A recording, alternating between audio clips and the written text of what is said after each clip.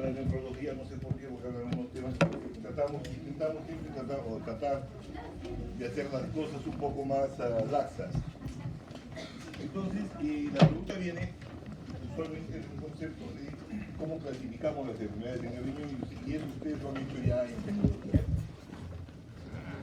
¿No? Y eso lo hemos hecho en semiología. Quiero saber quiénes son los demonios, nada más, por eso, ¿no? Entonces en nefrología manejamos un poquito el concepto. La nefrología usualmente se conoce por el concepto de enfermedad renal crónica. ¿No? Todos hablamos usualmente del nefrólogo, se le conoce por diálisis. Y la diálisis se hace en la falla renal crónica. Entonces cuando hacemos nosotros la falla renal crónica tenemos dos conceptos de enfermedad. ¿Cómo sé por qué se enfermaba un riñón? El paciente llega y en la fase termina avanzada y este paciente de qué se enfermó. Entonces nos acordamos un poco de la estructura del riñón y cogemos la parte del nefrón. Y el nefrón tiene dos elementos importantes, uno es el glomérulo y otro es el intersticio, ¿cierto? Los túbulos. Entonces todo lo que es aquella enfermedad que viene de alteraciones del glomérulo, nosotros le vamos a llamar, ¿no?, enfermedad crónica de tipo glomerular. Y a las enfermedades que vienen del... Hermano, no he visto. No he visto. Y a las enfermedades que vienen derivan, digamos, de los túbulos, le vamos a llamar intersticio. Y de ahí viene la enfermedad de intersticio. Entonces, glomerulares e intersticiales. Si nosotros nos acordamos de las glomerulares, ¿se acuerdan qué enfermedades glomerulares tenemos como patrón característico? ¿Ah? Síndrome nefrótico. Entonces tenemos el síndrome nefrótico, que es un panorama bien claro, ¿cierto? Tiene sus características bien claras, que son edema, proteinuria, ¿qué más? Dislipidemia, hiporubinemia, ¿no? Lipiduria. Todas estas cosas las tenemos claras y sabemos cómo es un paciente.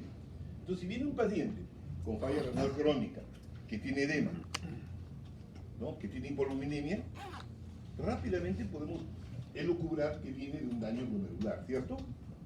Y de ahí nos ponemos a pensar qué tipo de daño habrá tenido. ¿Está bien? Ejemplo típico. Si viene un diabético de 20 años de evolución, de 5, ¿no?, y viene hinchado, con edemas, con un edema bien marcado en las arcas, ¿por qué creen que sea la enfermedad? Por una nefropatía diabética, ¿cierto? Pero si viene ese diabético con creatinina 5, ¿no?, y no tiene edemas, ¿por qué creen que haya sido? ¿Habrá tenido una nefropatía diabética? No, tendrá que tener otras cosas que hayan causado eso. ¿Me dejo entender? Y así nosotros podemos enfocarnos. Entonces, el enfoque de las enfermedades empieza netamente por ahí, por el glomérulo del intersticio. Entonces, ¿qué cosas tienen las glomerulares? Ya lo he dicho, y ustedes lo saben también. Provienen las glomerulonefritis, nefropatía diabética, lúpus, toda esta gama de enfermedades. Y al otro lado tenemos las otras que atacan al intersticio. ¿Cuáles son? Las pielonefritis, las uropatías obstructivas, la hipertensión, hiperglicemia, otro tipo de patologías que afectan netamente ahí. Existe una dupla de enfermedades, un grupo de enfermedades que atacan los dos, ¿cierto? Por ejemplo, una glomerulonefritis, ¿no?, ataca a los dos lados. Y es por eso que van a haber riñones, no sé, por ejemplo, si nosotros nos acordamos de una glomerulonefritis rápidamente progresiva, ¿no?, enferma tanto al glomérulo como a los túbulos. ¿Me dejo entender? Hay enfermedades que van a ser mixtas, o sea, no vamos a poder definirlas o encasillarlas en ese entorno. Ya conocen esta figura, y si no la conocen, recuerda, por favor, recuerden bien. Fíjense cuánto es el glomérulo y cuánto es el intersticio. Bien pequeñito es el glomérulo, ¿no?, y todo el resto es el intersticio. ¿De qué se encarga el intersticio? ¿Se acuerdan? Balance de agua. Entrada y salida de iones. Iones, tipo sodio, tipo potasio, tipo calcio, tipo bicarbonato, tipo azúcar, ¿no? Sí. Entonces, si el paciente tiene esas patologías, ¿no?, vamos a poder ubicarnos fácilmente que está en ese rango. ¿Me dejo entender? Entonces, si el paciente tiene más proteinuria que otra cosa, está en el glomérulo. ¿Ah? Entonces, netamente vamos a ir por ahí. Entonces, cuando yo tengo, por cualquier evento, que esto se me tapa, una piedra en el camino. ¿Qué va a pasar? Obstrucción. Obstrucción, se dilata todo esto, se empieza a dilatar, ¿no? Sí. Hasta que llega a dilatar a la cápsula, ¿cierto? Mientras tanto ya se empeoró, algunos sectores se han dañado más. No tengo el mapa. Si lo pongo acá, es lo que les estoy contando, ¿cierto? Pero ¿qué sucede si esa obstrucción se verá acá? ¿No?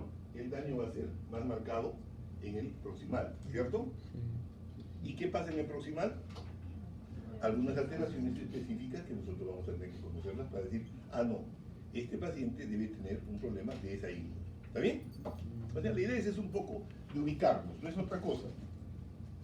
Entonces, esto puede ser, como les digo, puede ser por una obstrucción abajo, puede ser por una obstrucción tubular también, ¿no? O por una alteración en el tubo. Al final de cuentas, lo que nosotros vamos a encontrar es netamente, llega al final con un aumento en la resistencia vascular, porque todo esto no funciona. Y eso nos puede ocasionar también hipertensión. Fíjense, en la medida que yo encuentro esa uropatía, ese daño acá, lo que va a pasar es que estas paredes se van a adelgazar, ¿no? Netamente por ese embalse que hay ahí, se van a adelgazar y eso va a provocar atrofia de los túbulos. Esa atrofia de los túbulos puede ir o no con inflamación. En el caso de un cálculo, ¿irá con inflamación? Sí. No, porque tapa, simplemente es obstructivo, ¿cierto? Pero si es que hay un efecto inflamatorio por otra causa, llámese porque, por ejemplo, un fenómeno antígeno anticuerpo, por ese lado, ¿Y si la cera, doctor? sí me va a provocar, no, la laceración no es ahí, no es laceración. Entonces, ahí sí me va a provocar un edema o una infiltración. ¿Y qué cosa tiene que implicar? Todo este parámetro, fíjense, todo esto, ¿no? Todo lo llena de inflamación, ¿está bien? Y eso lo vamos a ver en las láminas. Ok, ya me pasé. Entonces, definitivamente esto es para que se inflame el intersticio, que es lo que nos atañe hoy día, la parte intersticial. Puede ser una causa aguda o puede ser una causa crónica, ¿cierto? Aguda es rápidamente, nos vamos a dar cuenta. ¿Por qué? Porque no tuvo Porque antecedentes. la causa inmediata es casi... A ver, si se daña el intersticio, rápidamente deja de funcionar. ¿Y qué es lo que se aumenta cuando se altera la función del riñón? La creatinina, ¿no? Entonces rápidamente nos damos cuenta por ese lado. Entonces, ¿qué cosa llamamos a eso? Falla renal. Pues usualmente esto nos va a dar falla renal porque no funciona bien el intersticio. Y al no funcionar bien el intersticio tenemos falla renal y otros componentes más que nos pueden acompañar a esta falla renal, ¿cierto? Entonces, usualmente esto es agudo, entonces nosotros vamos a ver, ayer funcionaba y hoy día no funciona, o ayer hace una semana funcionaba y hoy día no funciona. Esto es agudo. Puede ser crónico, definitivamente también puede ser crónico. Pero vamos a empezar con las partes agudas y vamos a ver esto. Entonces, cuando algo falla, si hoy día yo voy a, no sé, de pronto amanezco y estoy con diarrea, ustedes me van a preguntar qué comió anoche. No es una causa-efecto, ¿cierto? Si yo dejo de orinar hoy día, me van a preguntar qué hizo ayer, ¿no? Entonces, y van a empezar a sacarme la palabra exacta para buscar qué cosa me ha podido causar. Si he tenido una diarrea, si he tenido una deshidratación, vómitos, cualquier cosa que me justifique que no esté orinando hoy día, ¿cierto? Entonces, usualmente vamos a tener una causa-efecto rápidamente que nos acompaña y es fácil. En las fallas renales agudas, usualmente uno encuentra una causa-efecto.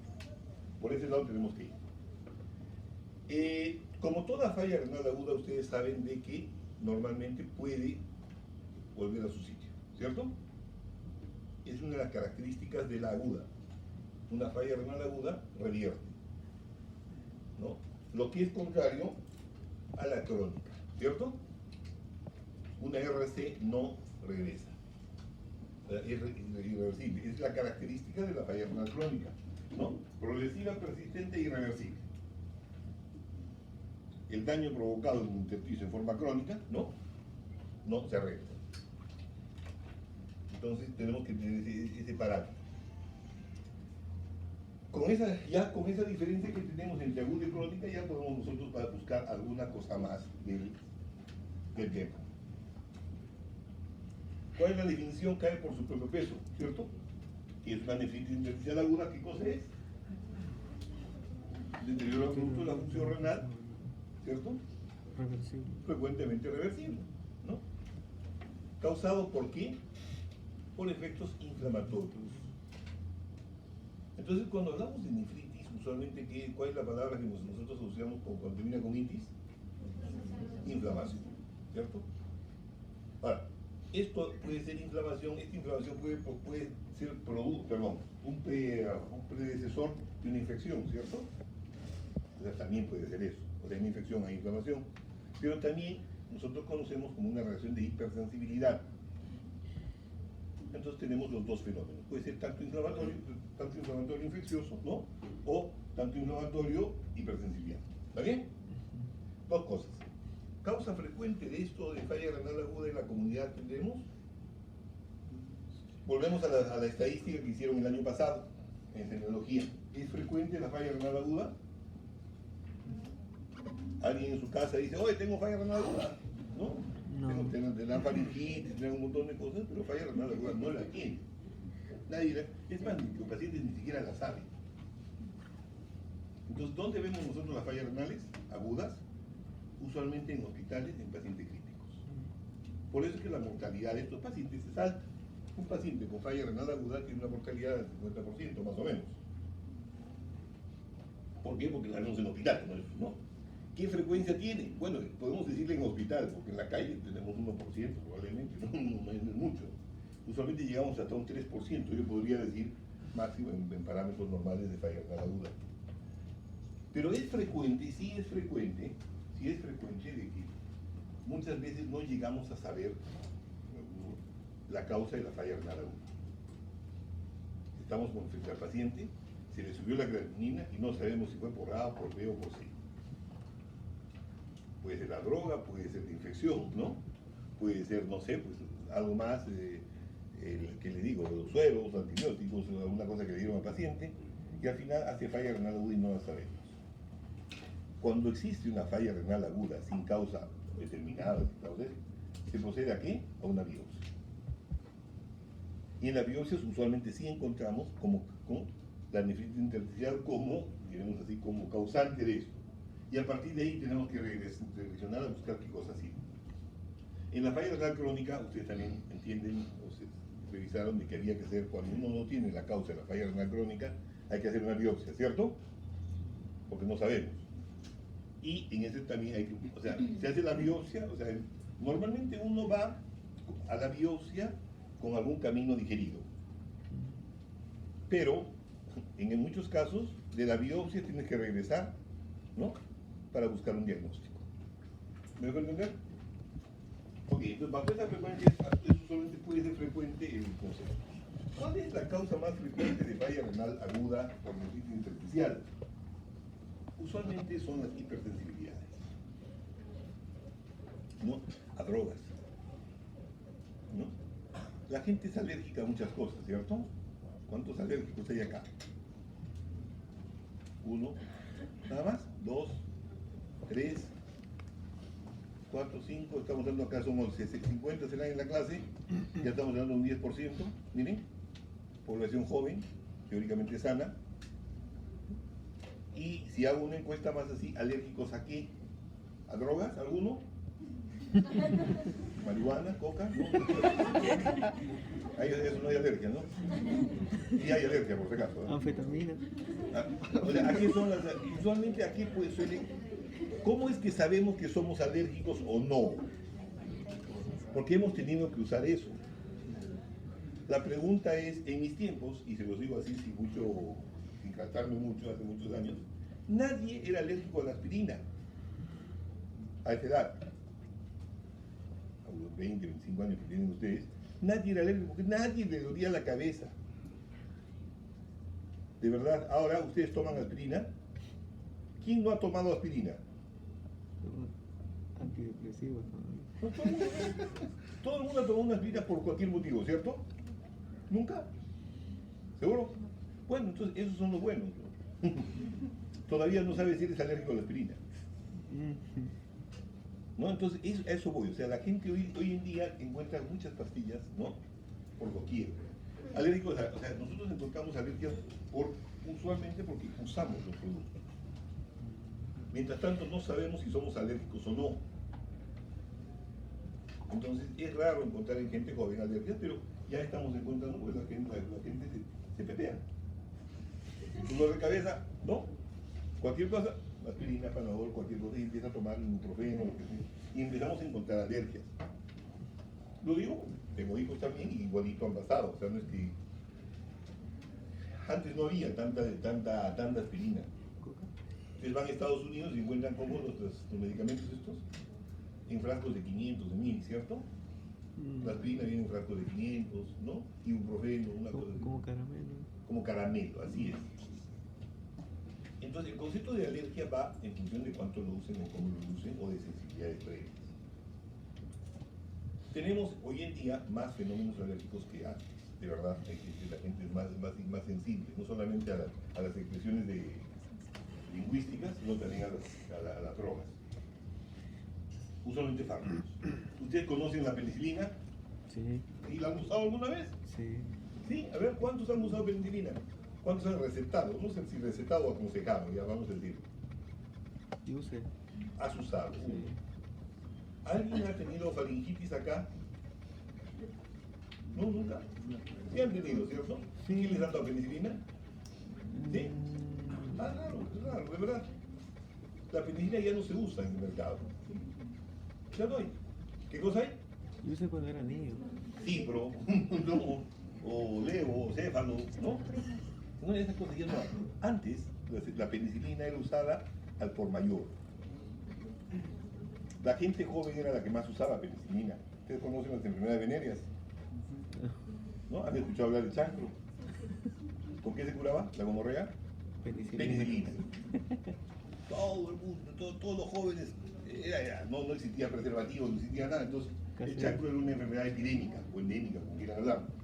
Y todo el mundo usaba, hasta el boticario sabía que tenía que usar qué cosa, penicilina. ¿Y cuántos millones usaba? 10, 15 millones. La gente le llamaba millonaria. Todo el mundo estaba contento porque tenía sus millones clavados ahí. Y curaba de mentira, pero ahora ya no se usa la penicilina. Van a ver ustedes en las historias médicas, en los RPs, ya no hay penicilina. Hay cefalosporina, de frente. Y ni siquiera de primera, segunda, o sea, de frente hasta tercera generación de fondo. ¿No? Entonces, hay alergia, pero sin embargo todavía en la historia van a encontrar alérgico a penicilina. Ya no sería penicilina, sino sus derivados de la penicilina, más que todo. ¿Ya? Y ahí sí van a encontrar, ustedes cuando salgan a hacer su serum, no van a encontrar las cefalosporinas en la calle, van a encontrar todavía doxicilina, ampicilina, estas cosas que ya no se usan, pero ahí van. Entonces, normalmente vamos a encontrar que las alergias se dan a drogas y vamos a verlas van por modas eso. Otra droga que es alérgica es la sulfa, si no me equivoco, ¿no? Gente que es alérgica a la sulfa, a la aspirina, y la que es alérgica a una es alérgica a 2 o a 3. Normalmente porque son personajes hipersensibles, usualmente. Y tenemos que aprender eso. Entonces siempre es bueno preguntar si hay alérgica a una u otra cosa. No se olviden de que antes, por ejemplo, tampoco había muchas vacunas. ¿Y las vacunas pueden producir alergia? Sí. ¿Por qué? Porque también son productos nuevos, ¿no? Pueden tener anticuerpos, pueden tener antígenos, o son productos derivados o facturados con suero de porcino, de conejo, de equino, ¿no? Eso también puede provocar algunos alérgicos. Siempre preguntar si es alérgico a una cosa o no, y de repente asociar estas cosas. Bueno, entonces como verán, usualmente es más probable que las causas sean a drogas o a fármacos o medicamentos que otros fenómenos. ¿Cómo se produce? Para que exista eso tiene que ver qué cosa, si quieren pónganlo así, como un inmunocomplejo. Puede ser una proteína de bastante tubular, o puede ser netamente, acuérdense, lo que nosotros teníamos o tenemos, lo que teníamos en los túbulos, ¿no? La proteína de Stanford, que son netamente un producto que no viene de defensa, y ahí actúa o usan esas proteínas para hacer más el estímulo del inicio de la cadena esta de hipersensibilidad o de inflamación. ¿Está bien? Bajo esos 3 conceptos vamos a buscarles, si quieren ver, hay productos que van a ser derivados, hay patologías que van a ser derivadas del sistema celular y otros por antibióticos. Toda alergia, usualmente nosotros vamos a ponerla así, que está mediada por eosinófilos, ¿cierto? Entonces van a haber episodios de nefritis intersticial que nosotros vamos a encontrar eosinófilos. ¿Por qué? Porque están mediados por este lado. Pero van a haber episodios de nefritis intersticial, ¿no? O de inflamación, sin esta mediación, o sea, sin el componente, diremos así, eosinofílico. Gran parte de las alergias debutan con rash, ¿cierto? Y eso es netamente una cosa que nosotros vamos a poder apropiar, y eso es producto netamente de todo este factor que desencadena mediado, ya sea por este lado, con antígenos de cuerpo, o por el complejo mayor de histocompatibilidad, los cuales van a dar el mismo resultado. ¿Qué cosa? Inflamación, edema y lo que nosotros tenemos ahí. Como decía, los cánceres son causales, fíjense, algunos fármacos que son de preferencia que nos atañe. La penicilina siempre la pongo porque es histórico. Las cefalosporinas, que viene a ser casi el mismo mecanismo, ¿no? Las sulfas, la rifampicina, por el lado de antibióticos, los más importantes, los AINES. Los AINES tienen una característica que tanto me dan digamos así, la inflamación aguda, la nefritis aguda, como la crónica. Entonces, a nivel de la crónica es un constante ataque, hasta que me provoca una fibrosis y me provoca la falla renal crónica. Existe otro fenómeno que justo me lo preguntaron, si los AINES también me pueden dar necrosis tubular, ¿no? Si es que nosotros buscamos otra causa, lo dejaba ahí. Los diuréticos usados para nosotros, para el paciente en orina, también nos pueden causar esta patología. ¿Está bien? Tanto la furosemida, que está muy usada, no felizmente no da todo, pero igual nos podemos dar unas tiacidas sobre esto. Y el captopril, ranitidina, omeprazol, que todo el mundo le gusta tomar su omeprazol, también puede dar. Hay que estar atentos, ¿ya? Que no se nos escape, porque cualquier droga, de verdad, cualquier droga, uno puede ser sensible a un fenómeno. No es que una cosa es que sea frecuente, otra cosa es que no sea causal. Las infecciones, tanto virales, ¿no?, como por bacterias, nos pueden dar este fenómeno. Va a depender netamente de la reacción corporal que uno pueda tener. ¿Está bien? No voy a ir más allá. También la parte autoinmune. De verdad, tenemos bastantes motivos para que nos den eso. Hay un síndrome de nefritis intersticial con uveitis, por si acaso, para que no lo tengan bien asociado. He visto un par de veces acá en Lima, en el hospital, y cosas muy infrecuentes porque usualmente no hacemos tienen otra patología que nos lleva es más importante. ¿Cómo sospechamos que un paciente tiene nefritis intersticial aguda o crónica? Empecemos por la aguda. ¿Qué es lo primero que tiene que haber? Lo que les decía, una disfunción renal, ¿cierto? Todos los nefrólogos partimos siempre de la disfunción renal, de algo que está mal. Antes no sabemos nada, o sea, no hacemos la profilaxis, no hay. O el riñón no funciona, o el riñón está funcionando mal. ¿Cómo sabemos que el riñón no funciona? Porque tenemos la creatinina elevada. Y puede ser que se haya elevado muy poco, ¿no?, o demasiado. ¿Y cuándo nos damos cuenta los nefrólogos? Cuando ya es demasiado, cuando es demasiado evidente, como se dice. Y la proteinuria, que es otro efecto que nosotros vemos cuando el paciente vemos la orina alterada, ¿cierto? Entonces, netamente vamos por ahí las cosas. Entonces, si nosotros tenemos que la presentación es brusca, lo vamos a poner algo así. ¿Ustedes han visto alguna vez un daño renal por sustancia de contrastes? ¿Sí? ¿Lo han visto? Le ponen el contraste y ¿a cuánto tiempo se enferma? Normalmente uno va, no sé, pues tengo mi cálculo en el riñón y voy que me hagan ¿qué cosa? Tomografía de contraste, una urografía, ¿no? Escritorio. Voy allá, me hacen la urografía y me doy cuenta. ¿Alguien se da cuenta de que estoy mal de riñón? Que me he hecho daño ¿Cómo me daría cuenta de que me he hecho daño el contraste? Si es que diese oliguria, ¿no? Pero ¿da oliguria eso? Es una ira no oligúrica. Entonces no me doy cuenta de eso. Porque si diese oliguria, ¿no?, rápidamente haces la asociación, ¿no? Entonces hay cosas que no dan oliguria. Y si no tienes una creatinina, nos da. Entonces, hasta que la creatinina va a seguir subiendo. En una paciente que orina porque un daño por contraste, la creatinina sigue subiendo. Y llega a nosotros cuando ya tiene signos de ¿qué? de uremia. Una cosa ya es patética, ¿se dan cuenta? Entonces, estas cosas usualmente hay que tratar de buscar también, no es solamente que nos lleguen, sino tratar de buscar. Por eso es que todo el mundo, todas las tomografías, todos estos sitios que nos piden ahora, una creatina previa. ¿Ya? Para que después no me digan yo hice o no hice esto.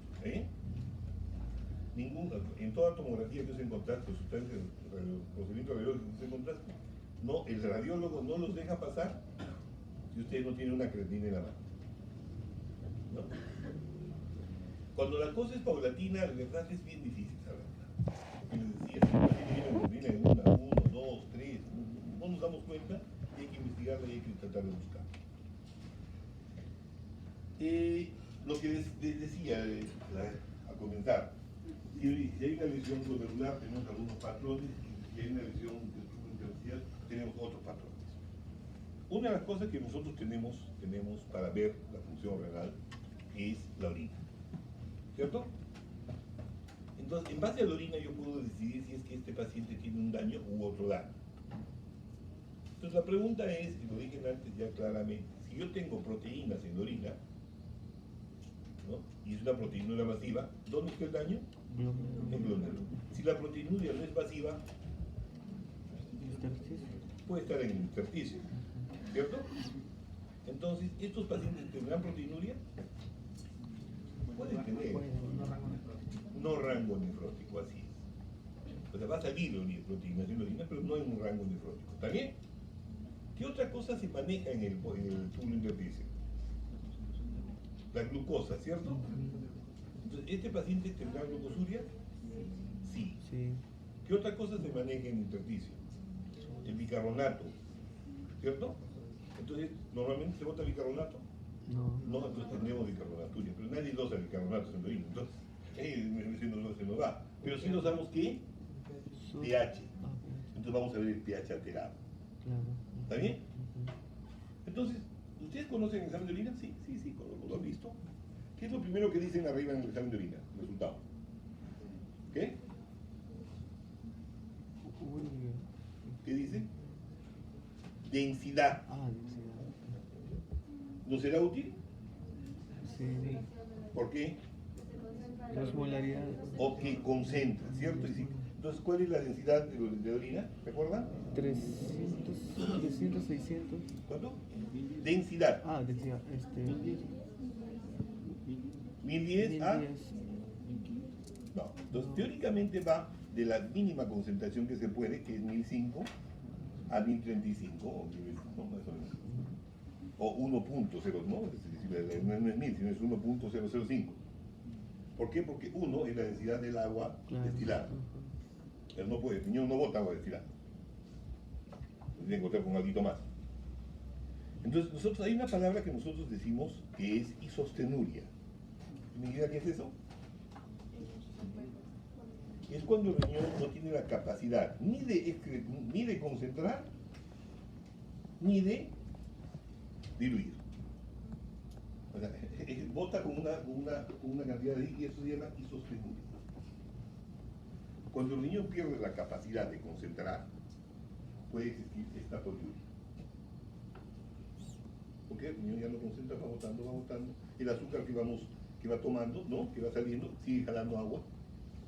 Entonces estos pacientes usualmente no suelen tener mucho edema, a menos que el daño sea muy severo y esté causando ya un problema de otra índole. ¿Qué más? Ya lo dije, ¿qué proteína es esta? Son netamente las beta dobles, glucosinas, ¿no? Glucosuria, glucosuria, glucosuria, más o menos estas que los podemos ubicar. Cuando existe un daño de esta índole, vamos a ver, ¿habrá células normalmente en la orina? ¿Por qué? Normalmente se le escapan, o sea, las células en la orina son normales, pero una cantidad. Cuando hay inflamación, ¿puede haber que sea más? Sí, ¿no es cierto? ¿Y de dónde vienen las células? ¿De glomérulo? Vienen del intersticio, ¿no? Y evidentemente vamos a encontrar ahí. No, usualmente no hay mucha leucocituria. Y si es que hay leucocituria, sería netamente una cosa extraordinaria, a menos que curse con una infección urinaria, que esté inflamando la pared del epitelio, del muro epitelio, que nos está dando algo más. podemos nosotros encontrar dentro de estas células que salen como un efecto inflamatorio, usualmente los eosinófilos, ¿no? Cuando esto tiene un origen técnicamente, digamos, de hipersensibilidad. Entonces, si es que hay eosinófilos en orina, es porque hay eosinófilos en sangre. ¿Está bien? Porque no es una reacción local, es una reacción que empieza ahí, pero empieza un problema sistémico. Entonces hay eosinofilia y eosinofilia. Entonces podemos encontrarlos ahí. ¿Pueden haber cilindros? Sí. ¿Por qué? Porque los cilindros, ¿dónde se forman? En los túbulos, ¿cierto? Entonces, ¿qué tipo de cilindros habrá? Inflamatorios, ¿no? ¿Hemáticos habrá? Los hemáticos, acuérdense que están asociados aquí a la glomerulonefritis, o sea, a la hematía que sale de la membrana basal. Entonces acá no tiene por qué haber eso. ¿Ya? Acá vamos a encontrar leucocitarios, ¿no? Que están abajo netamente, ¿no? O netamente de circuitos de otra índole. Serios tampoco vamos a encontrarlos. Cuando un paciente tiene alergia, ¿qué tiene? Normalmente prurito, rash, ¿no? Esa es una cosa, las alergias las conocemos, ¿cierto? ¿Puede haber fiebre? Puede también. Puede haber fiebre, Térmica, ¿cierto? Fíjense la cosa bien sencilla, es una alergia. Empieza con rash, puede haber rash, eritema, ¿no? Estas cosas. Inflamación. Así es, lo que estamos viendo es un fenómeno alérgico. Y algunas alergias son más grandes que otras, ¿cierto? Algún paciente con alergia, ustedes lo han visto, se enroncha todo el cuerpo o simplemente se dermatiza todo el cuerpo, o algunos solamente la cara, ¿no? El paciente que tiene alergia y se le hinchan los párpados, ¿quiere decir que la alergia es ocular? No. No, o sea, puede ser sistémica también, ¿cierto? A eso voy, ¿ya? O sea, el rash no necesariamente es en el riñón, o sea, nosotros no vamos a ver eritema ni rash en el riñón, ¿no? Como se lo ve, tenemos que buscarlo en otros sitios más, ¿está bien? Entonces, hay fiebre, se entiende la fiebre, y a veces puede estar asociado a infecciones, entonces por lo tanto la fiebre también es una cosa que nos puede acompañar o confundir, nos puede ayudar o confundir, no se olviden. Y el dolor lumbar, ¿por qué habría?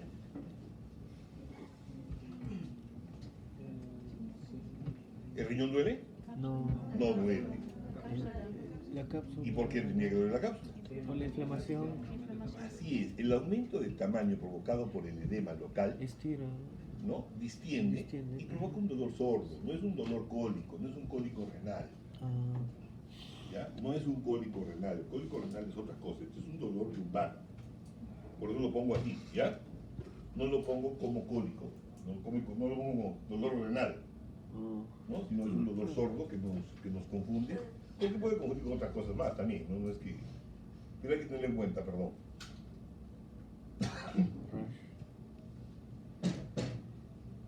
Esa isostenuria que mencionaba puede ser mandada por dos mecanismos.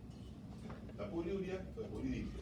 Siempre que hay esas dos cosas vamos a encontrar nosotros estos fenómenos, mayor entrada, mayor salida. Si que estas dos cosas se acompañan, vamos a tener ahí. Y la nicturia, ¿sería nicturia? No sé si el concepto es válido. ¿A qué llaman ustedes nicturia? Al aumento de frecuencias urinarias en algo nocturnas, ¿cierto? Si el señor trabaja de noche, ¿habrá nicturia? No, ¿no es cierto? Está dentro de eso, no, tendría que ser al inverso, ¿no? Entonces, nicturia usualmente siempre hemos asociado a ese orinar, o sea, tener que despertarse para orinar, ¿cierto? No es que orinar en la noche, sino despertarse para orinar. ¿Acá se despertará? Sí. ¿Por qué? Por ese... No es que no duerman los pacientes, van a dormir, pero como tienen sed y van alimentando eso, va asociando eso. Por eso digo, no sé si ponerlo como una nicturia, pero sí es eso, ¿está bien? Y la hipertensión se da por el fenómeno tal. Lo mismo, fíjense, el mismo ciclo. Si hay bicarbonaturia, hay aminosiduria, si hay glucosuria, hay glicosuria. De verdad, esto es un círculo vicioso, pero quiero que lo entiendan. Nada es absoluto porque no tengo el sitio exacto del daño del tubo. Si se ha dañado el túbulo con preferencia, el túbulo distal, es distinto que si es el proximal, ¿cierto? Entonces va a depender mucho de dónde ha sido el daño. Por eso es importante que ustedes sepan este concepto de qué cosas se manejan en el proximal, ¿no? Y en el distal para poder manejarlo. Entonces, ustedes a ver, si tienen un recuerdo así, más o menos, ¿qué cosa más, dónde se maneja el bicarbonato? ¿Dónde? En el distal, ¿cierto? Entonces vamos a ver, si nosotros tenemos un paciente con gran acidosis, ¿no? Es porque el distal se ha comprometido más. ¿Dónde se maneja la glucosa? En el proximal. Entonces, ¿vieron? Cada uno va a tener algún parámetro más o menos de esa forma, ¿ya? La proteinuria creo que quedó bien clara, ¿no? Si es glomerular por un lado, ¿no? Y si es intersticial por otro lado. Las proteínas de Benson-Jones, ¿se acuerdan cuáles son estas? Son las gamma-globulinas, ¿cierto? ¿Y esas dónde salen? Tienen que salir en ese lado. ¿Me deben entender? ¿Eso nos puede causar daño? Sí, nos puede causar daño también. Eso me causa un análisis intersticial. A ver, ¿qué más tengo acá? Lo que les mencionaba, ¿cuáles son las manifestaciones típicas? Son la historia de hipersensibilidad, usualmente a una cosa más. Paciente que es drogosensible aún, ¿no? Puede tener otras causas también ahí. Infecciones recientes.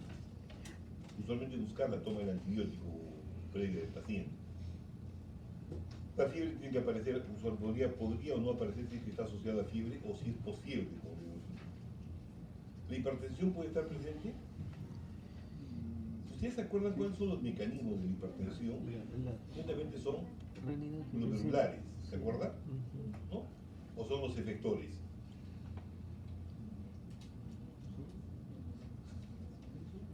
¿La presión arterial depende de la arteriola aferente o eferente? No, o sí.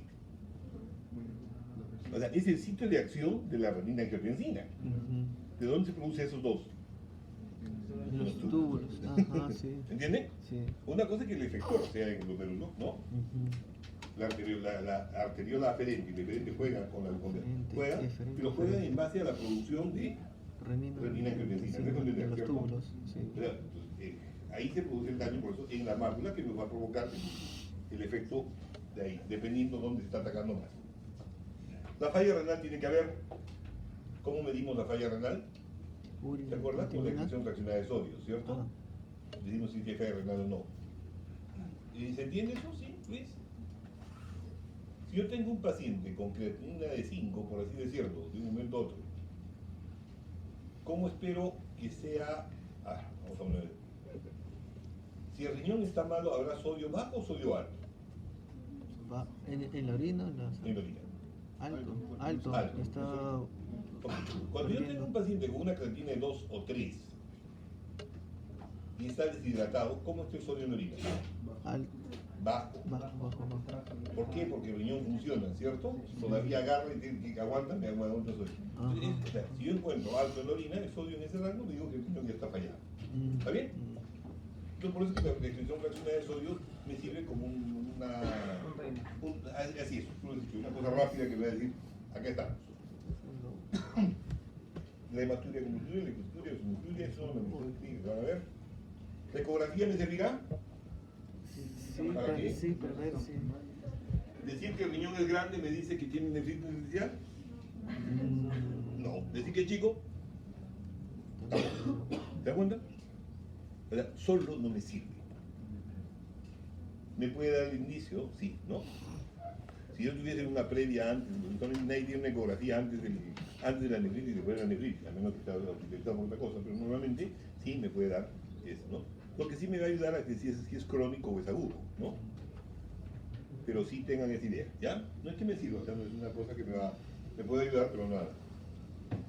Lo que sí es de que ese edema que tiene el riñón, ese edema que se manifiesta, ese inflamatorio, sí se manifiesta en la ecogenicidad, ¿no? La vamos a ver incrementada, pero usualmente en todo proceso vamos a encontrar eso, pero vamos a ver.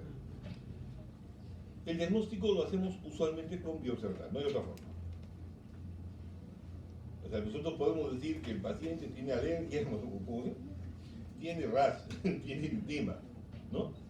Ha tomado penicilina, ha subido la creatinina, ¿no? Entonces yo digo, tiene eosinófilos de orina, ¿es una nefritis intersticial? No sabemos. Sí, huele, pero el diagnóstico lo hacemos con la biopsia, ¿ya? Por si acaso. Y vamos a encontrar los signos asociados que son la falla renal aguda, todos los síntomas, ¿no? Y buscar siempre. En todos estos casos nosotros siempre vamos a buscar los dos fenómenos, la necrosis tubular aguda, porque la necrosis tubular aguda también me da la falla renal en ese tipo, ¿ya? Entonces la biopsia renal es un tema que sí hay que darlo. ¿Qué cosa encontramos en la biopsia renal? Lo que estamos mencionando, ¿no? ¿Qué cosa? Inflamación y edema. Ayer intenté buscar en estas cosas acá la veo bien, pero no sé si ustedes, ¿ven? ¿Han visto láminas ustedes? Para poder hacer eso mentirles un poco más. ¿Ven algunos puntitos más acá, más frecuentes en otros sitios, no? Sí. ¿No? Allá. Ese es un significado intersticial lentamente que está más pronunciado. No se ve bien ahí, de verdad, los colores no ayudan, pero en esta sí me va a ayudar, miren. En el lado derecho, ¿no? Está mucho más inflamado, ¿cierto?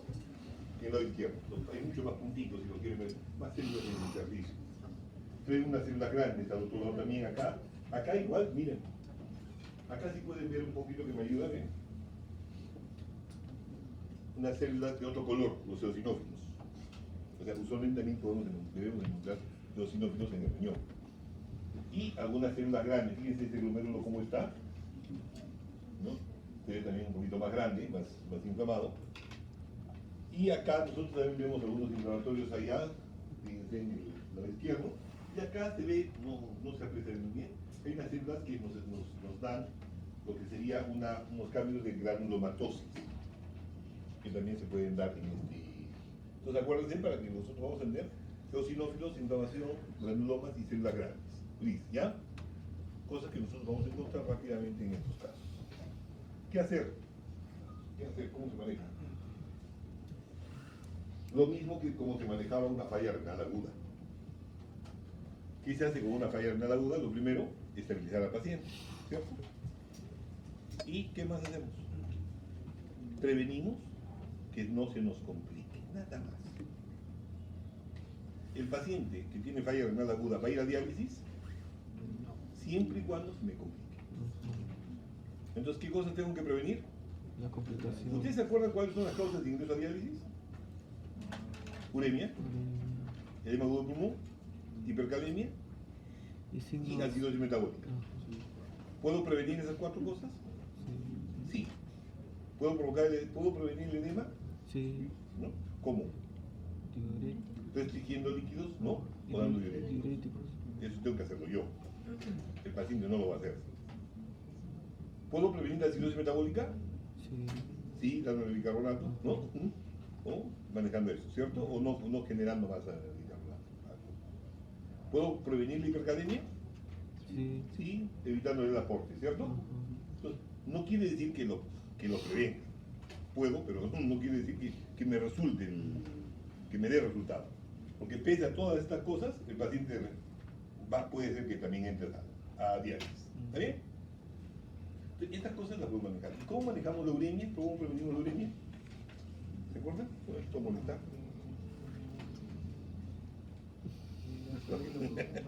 ¿Cómo?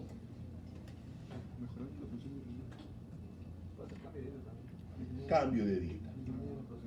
Entonces, ¿de dónde viene la urea? Las carnes, ¿De la carne? ¿Qué proteínas, hago? restricción de Así es, carne quito roja. proteínas, ¿no? Y restringo. No tengo que darle de comer algo al paciente. Entonces, el punto va a estar en ese kilo, ¿no? ¿Está bien? Más que todo carnes rojas. Entonces, ahí vamos, interrumpir todo lo que sería nocivo, ¿cierto? Cuidados de sostén y observación constante, es lo que va. Si mejora el paciente, lo que digo, o sea, todo paciente no tiene por qué entrar a diálisis, ¿no es cierto? Si mejoro la hipersensibilidad, ya elimino todas estas cosas, el paciente se recupera y va, ¿no? Y tranquilamente lo observo y ahí de repente podría plantear una biopsia o no, de acuerdo a su evolución. Y al otro lado, si no mejora, ¿qué hago? Son dos posibilidades, o es una alérgica o es una atípica. Si es una alérgica, así que tú le ves, dices, tomó penicilina, tiene RAS, tiene eosinofilia, ¿no? Tiene todas las características, tú te dices, vámonos y le ponemos el corticoide, ¿cierto? Pero si por esa duda de sospecha de que hay un proceso infeccioso al costado, ¿qué haces? No le das el corticoide. ¿no? Y coges el otro camino, ¿no? La biopsia renal. ¿Está bien? ¿Por qué? Porque no sabes tú si darle otra vuelta a otro medicamento que me provoca otra vuelta, entonces me desencadena todas estas cosas que son más peligrosas. Y la biopsia renal me va a mandar qué cosas tengo que hacer. Son tres formas, que serían la inflamatoria típica, la granulomatosa o la fibrosis. Si es fibrosis, ¿tengo que hacer algo? Nada. Es crónico y ahí quedó. Si es granulomatosa, ¿puedo hacer algo? No. Corticoides o antiinflamatorios. En todas estas hay que votar qué cosa, las posibles causas de la droga posible que me causó esto, ¿cierto? Lo primero que tengo que hacer es eso. Tratamiento, ustedes ya lo saben, ¿no? Es lo mismo que estoy mencionando, el primer paso. El tratamiento es con biopsia, o sea, teniendo ya un diagnóstico claro, ¿no? Lo demás simplemente es un tratamiento de sostén. Algo de la crónica, solamente para recordarles, y no ganarnos el tiempo.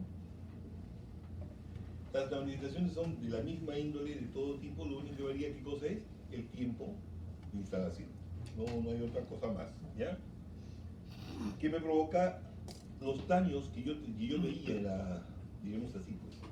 En la aguda, ¿qué cosa veía? La acidosis metabólica, ¿cierto? La acidosis metabólica a largo plazo, ¿qué me da? Osteodistrofias, ¿no? ¿Se dan cuenta?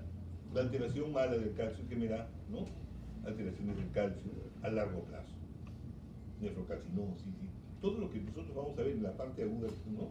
Me va a dar a largo plazo, de acuerdo al sitio donde estemos atacando, ¿no? ¿Qué más? Las nuevas drogas que están causantes, fíjense, tenemos, mira, las crónicas, herbolarios, litios, ciclosporina, cisplatino. Acuérdense que la ciclosporina inclusive se usa, nosotros lo usamos mucho para el trasplante. Sin embargo, eso no puede dar, ¿no? Toxicidad. Y la toxicidad va a depender, en este caso, de la dosis de la droga. ¿Bien? Entonces, una cosa crónica que no se manifiesta, porque está confusa, porque está... Al paciente trasplantado, para que ya he hablado de esto, al paciente trasplantado nosotros le damos ciclosporina como inmunosupresor, ¿cierto? ¿Y qué estamos haciendo? Debilitando su sistema inmune de la alergia que puede tener. Claro. Es como ese paciente que yo le doy a este paciente agudo, que no le quito su medicamento, pero le doy corticoides. ¿No? A un paciente que tiene alergia a la aspirina, corticoide más aspirina, corticoide más aspirina. ¿Qué va a pasar? ¿No? Estoy bajando los síntomas de la alergia, pero sigo dándole vueltas al tema, ¿ya? Algunas enfermedades hereditarias, autoinmunes, de verdad que no es muy sintomático. La revolución de Wegener, no es sobre, también me dan definitivamente a largo plazo. Ustedes, dentro de lo que van a ver acá, van a ver el lupus, por ejemplo, ¿cierto? Sí. En las biopsias de lupus van a tener dos conceptos. Uno es la enfermedad glomerular, ¿no? Van a ver el glomérulo, qué tipo de lesión tiene, el estanquial, glomerular, glomerulativa, y al costado van a ver el intersticio. ¿Qué tan comprometido es el intersticio? A veces el glomérulo está más o menos conservado y el intersticio es el que está complicado. ¿Por qué? Por otras cosas que tiene al costado. ¿Por qué? Porque ataca no solamente al glomérulo, sino también al intersticio. Y son los que tienen un pronóstico también perturbador. Las infecciones. No se olviden, pielonefritis, VIH, cualquier infección, de verdad, cualquier infección me puede dar, ¿no? Hay casos descritos para mí por todas las patologías que he visto, ¿no? Desde las virosis hasta las bacterianas me pueden provocar. ¿Más frecuentes son las virosis? Sí, eso es cierto. ¿Las nefropatías obstructivas me causan esto? Sí, pues es lo que hemos empezado, ¿no? O sea, ya sean los tumores, ya sean las piedras, ya sea el mieloma, ya sea ¿no? La nefrocarcinosis, todo esto me puede causar. Enfermedades vasculares, misceláneas, no hay mayor cosa, los balcanes que no se ven acá. Con eso yo creo que acabo. Lo mismo en la crónica. Que tenemos unas creatininas elevadas, ¿no? Hematurias, hipoxurias, la densidad 1010, lo mismo, como verán, es lo mismo simplemente que nosotros vemos a largo plazo no le hemos dado bola, ¿no? Y quedó ahí. El riñón quedó complicado por largo plazo. Si quieren leer algo, no les recomiendo grandes libros, de verdad. Y yo creo que un Harrison, como creen esta cosa, pero un Harrison para mí es más que suficiente, o algunos gordillos de repente de nefrología, 8 hojitas bien sencillas, ¿no? Eso para leerlas rápida y no lo mismo que están acá. No hay mucho, de verdad que no es mucho que decir, para mí esto es más entender qué hacer. ¿Preguntas? Volvemos.